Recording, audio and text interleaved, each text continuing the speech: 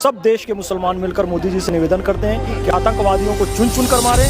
पाकिस्तान का जो आसिम मुनीर है, जो 2 दिन पहले बोला था कि भाई हिंदू अलग हैं और हम मुसलमान अलग हैं, तो पाकिस्तान के मुसलमान अलग होंगे। इस टाइम सब एक है। आपको लगा यहाँ पर कोई व्यवहार ऐसा है, कोई अपना या परायापन है? बिल्कुल भी नहीं है।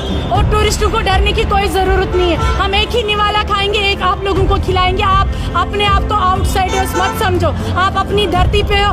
पाकिस्तान डिसाइड नहीं करेगा वो कौन सा डिक्टेटर बन रहा है कि हमें सिखाएगा हमें कश्मीर में कैसे जीना है, हमें कश्मीर में कैसे रहना है। कौन कश्मीर आएगा, कौन कश्मीर जाएगा? वो कोई डिक्टेटर नहीं है। वो हमें डिक्टेट नहीं कर सकता। वो अपनी कंट्री में चलाए, और वो भी हिंदुस्तान से जुदा हुई कंट्री है। शर्म नहीं आती है उनको। ये दरिंदी हरकतें करते हैं वो। और आप देखो, जब भी यहाँ पर पाकिस्तान स्पॉन्सर्ड टेररिस्टों ने, चाहे वो लश्कर तैयबा है, हिजबुल मुजाहिदीन है, जो कोई भी उनकी तंजीम है, मुझे समझ नहीं आता आपको क्या हर्ज है। अगर हम सबको पता है उन्होंने किलिंग की, हम उनको अननोन क्यों कहेंगे? क्यों अननोन कहेंगे? वो मुर्दाबाद टेररिज्म इस्लाम के नाम पर वो अपने ऑर्गेनाइजेशंस बनाएंगे ताकि हमें सपोर्ट मिलेगा हर कंट्री से या मुस्लिम कम्युनिटी से। उनकी भूल है ये उन तंजीमों की भूल है। भारत का मुसलमान हिंदू हम सब एक हैं, और जिस तरीके से वहाँ हिंदू भाइयों को चुन चुन कर मारा गया, हम प्रधानमंत्री जी से निवेदन करते हैं कि चुन चुन कर उन आतंकवादियों को मारे, पाकिस्तान पे एयर स्ट्राइक करें और पाकिस्तान को खत्म करें। मोदी जी से यही निवेदन है। ऐसा इलाज होगा कि इनकी 7 पुश्तें याद रखेंगी।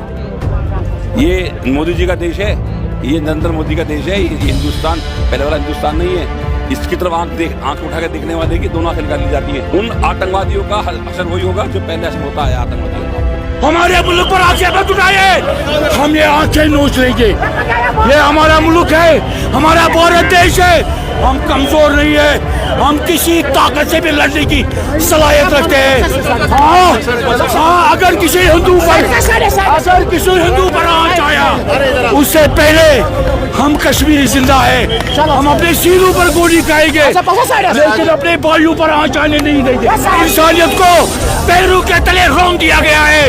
ये क्या पता है, ये हमारी बदकिस्मती है। 40 सालों से हम इस नामज़ायद हालातों से गुजरते हैं, लेकिन अब यहाँ हालात ठीक होने लगे।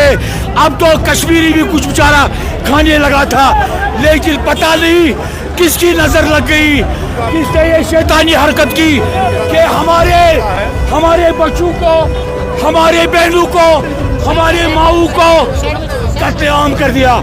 ये उनका कत्लेआम नहीं है, ये हम कश्मीरी मुसलमानों का कत्लेआम है। हम अपने लोगों पर जान देंगे, अपने मुल्क पर जान देंगे। हम जाग उठे, हमारी आंखें खुल गई। अब हमको पता है ये शैतानी हरकत कौन कर रहा है, ये उसका मकसद क्या है। मैं उन ताकतों को भी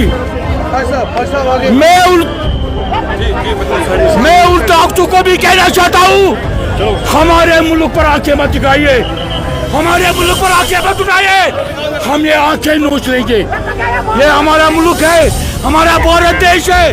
हम कमजोर नहीं है, हम किसी ताकत से भी लड़ने की सलाहियत रखते हैं। हाँ, अगर किसी हिंदू पर आंच आया, उससे पहले हम कश्मीरी जिंदा है। हम अपने सीनों पर गोली खाएंगे, लेकिन अपने भाइयों पर आंच आने नहीं देंगे। ये जो शैतानी कार्रवाई कल हुई, ये नामालूम बंदूकबरदारों की जानिब से हम इन कातिलों को नकारते हैं। हम कातिलों को कहते हैं ये कश्मीर कातिलों का साथ कभी नहीं देगा, न कभी दिया है न देगा।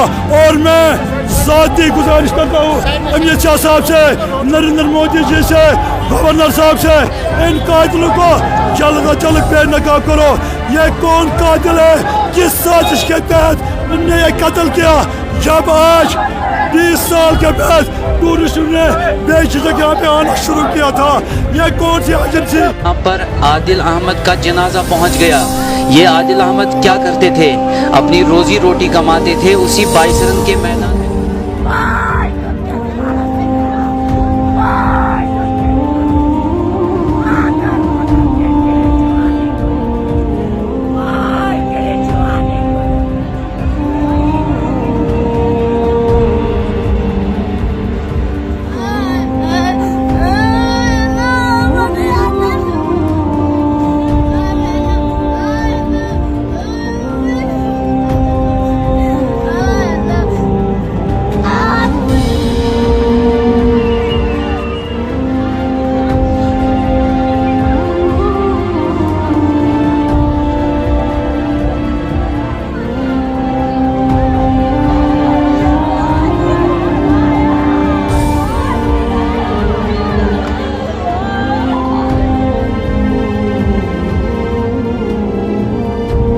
सब लोग नीचे ज़मीन पे लेट गए और उसी दौरान लकी का बेटा लेके मैं भी नीचे लेट गया और टीटू की बेटी लेके 2 बच्चों को लेके मैं भी नीचे लेट गया।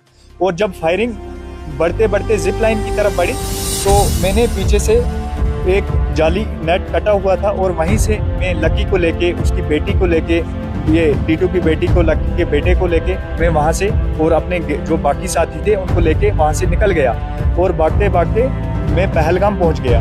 पहलगाम में उनको इनोवा में बिठाया और होटल लेके गया जिसमें उनके 2 साथी पीछे थे। उनको ये टीटू की वाइफ, उसको भी जाके फिर मैंने लाया और शुक्र है अल्लाह का, सही सलामत जो हमारे गेस्ट थे 11 के 11 सही सलामत मैंने पहलगाम तक पहुंचाए। अब श्रीनगर आज सुबह में उनको छोड़ के वापस आया एयरपोर्ट से। एक हिंदू भाई की जान बचाने के लिए एक मुसलमान अपनी जान पे खेल गया और जान की बाजी लगा दिया और उसकी जान भी चली गई। हिंदू भाइयों को अपने कांधे पे बिठाया और जंगल से गुजरते हुए आर्मी कैंप तक उनकी जान को बचाया। और आप हिंदू मुसलमान इसमें तलाश करते हो? बेशर्म और बेहया सियासत करने वाले लोग। देश 140 करोड़ हिंदुस्तानियों का है, पहले वो हिंदुस्तानी है, उसके बाद में हिंदू या मुसलमान।